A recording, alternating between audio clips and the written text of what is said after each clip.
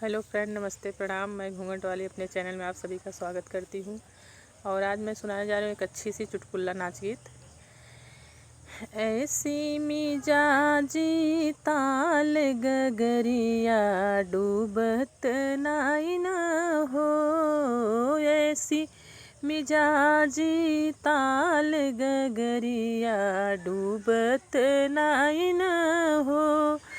सास धरी अंगना ननद दरवाजा, सास धरी अंगना ननद दरवाजा। हमहू दिहे ढंग लाई गगरिया डूबत नाई न हो। हमहू दिहे ढंग लाई गगरिया डूबत नाई न हो।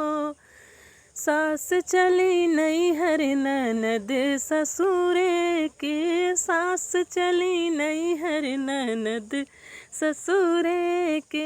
हमहू सजन के साथ गगरिया डूबत नाई न हो। हमहू सजन के साथ गगरिया डूबत नाई न हो। ऐसी मिजाजी ताल गगरिया डूबत नाई न हो।